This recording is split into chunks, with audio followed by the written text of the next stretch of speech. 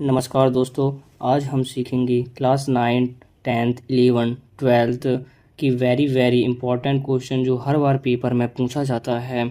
और अगर आप बोर्ड एग्ज़ाम की तैयारी कर रहे हैं तो आप हमारे चैनल को सब्सक्राइब कर लीजिए, क्योंकि यहाँ आपको class 10th and 12th and 9th 11th की महत्वपूर्ण प्रश्न और उन प्रश्नों के सॉल्यूशन हमारे चैनल पर मिल जाएंगे, जो आसान, याद करने लायक और आपको यहाँ सभी विषयों की तैयारी लगभग 100% कराई जाएगी, जो बोर्ड एग्ज़ाम में आपको बहुत मददगार साबित होगी।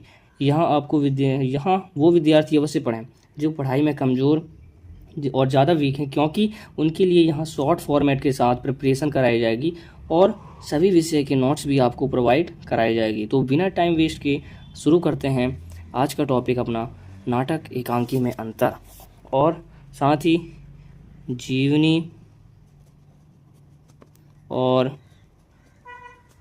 आत्मकथा में अंतर। इसके साथ तीसरा, कहानी और उपन्यास में अंतर। कहानी और उपन्यास में अंतर। एंड चौथा,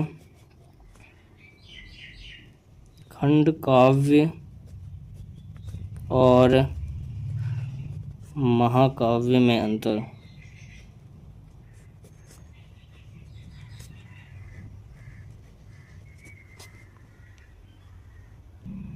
खंड काव्य और महाकाव्य में अंतर। अगर आपने यह वीडियो पूरा देखा तो आपके 2 से 4 नंबर आपके पक्के हो जाएंगे, क्योंकि इनमें से 2 क्वेश्चन हर बार पेपर बोर्ड एग्ज़ाम में पूछा जाता है, इसलिए आप इन सभी अंतर को याद कर लेना, बहुत ही इम्पोर्टेंट। सबसे पहले नाटक और एकांकी में अंतर देखते हैं।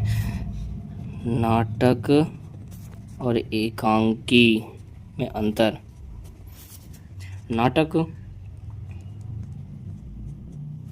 नाटक में अनेक अंक होते हैं। अनेक अंक होते हैं। और एकांकी में क्या होता है? एकांकी में एक अंक होता है।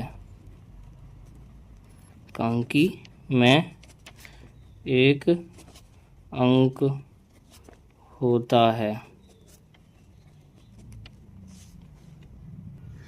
नाटक में पात्रों की संख्या अधिक होती है और एकांकी में पात्रों की संख्या कम होती है। नाटक दृश्य काव्य का एक विस्तृत रूप है, एकांकी दृश्य काव्य का एक लघु रूप है।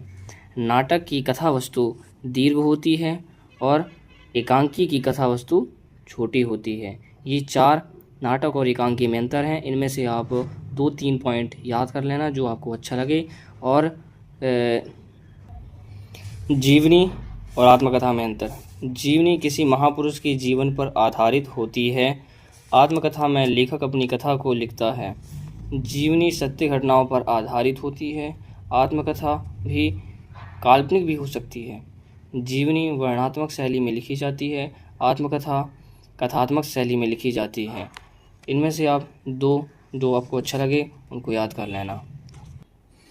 कहानी और उपन्यास में अंतर। इसके बाद कि कहानी जीवन के किसी एक खंड का चित्रण करती है, उपन्यास में संपूर्ण जीवन का चित्रण होता है। कहानी का आकार लघु होता है, उपन्यास अपेक्षाकृत बड़े आकार का होता है।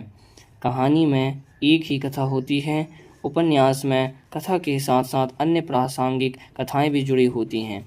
कहानी कम समय में संपन्न प्रभाव डालती है, उपन्यास में प्रत्येक स्थल में वह प्रभावशील नहीं होते। इनमें से आप 2 पॉइंट याद कर लेना। अब इसके बाद हम देखेंगे महाकाव्य और खंड काव्य में अंतर। महाकाव्य बृहद आकार का होता है, खंड काव्य सीमित आकार का होता है।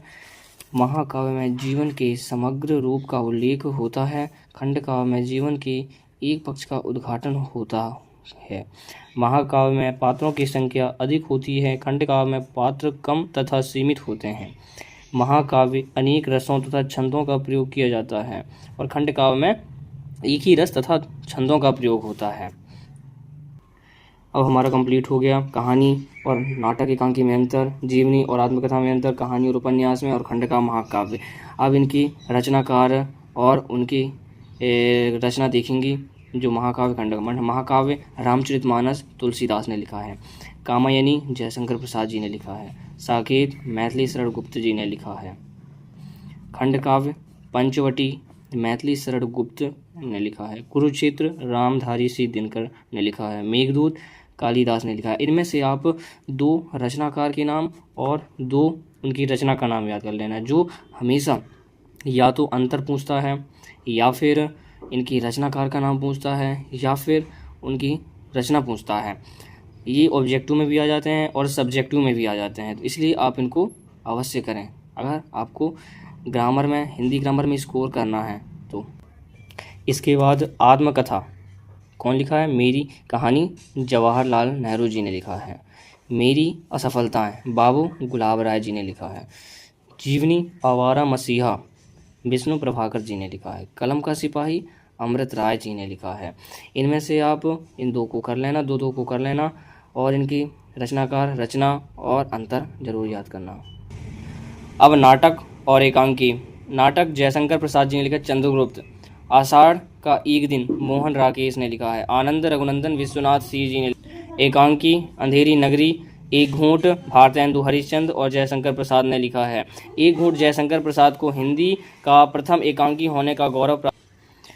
कहानी रानी केतकी की कहानी ईसा अल्लाह खां।